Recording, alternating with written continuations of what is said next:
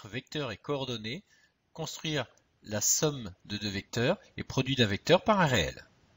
On veut donc construire le point A1 tel que le vecteur AA1 soit égal au vecteur U plus le vecteur V, le point B1 tel que le vecteur BB1 est égal à moins 2 fois le vecteur V, et le vecteur W tel que moins 2U plus 3 demi de V soit égal à W. Pour le premier, cela signifie donc qu'à partir du point A, origine du vecteur, on va effectuer le déplacement correspondant au vecteur U suivi du déplacement correspondant au vecteur V. C'est-à-dire finalement on va appliquer la translation de vecteur U suivi de la translation de vecteur V.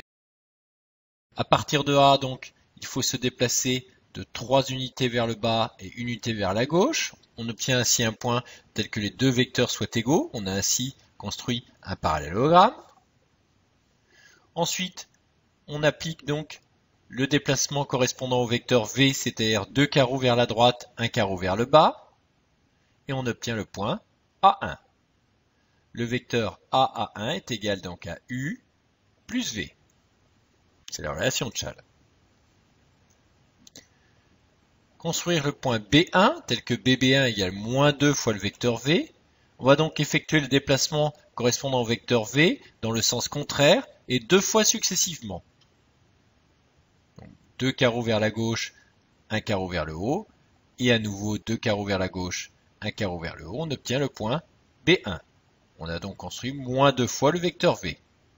Vecteur donc ayant la même direction que V, sens contraire puisque le coefficient est négatif, et dont la norme est égale à 2 fois la norme de V. Pour construire le vecteur W, on peut choisir une origine quelconque, puisqu'on ne part pas d'un point comme c'était le cas pour les deux premières constructions.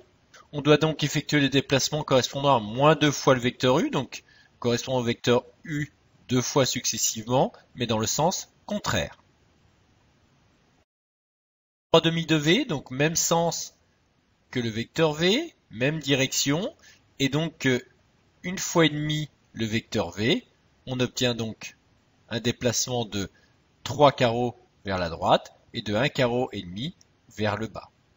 On obtient ainsi le vecteur W, qui est la somme donc de moins 2U et 3 demi de V.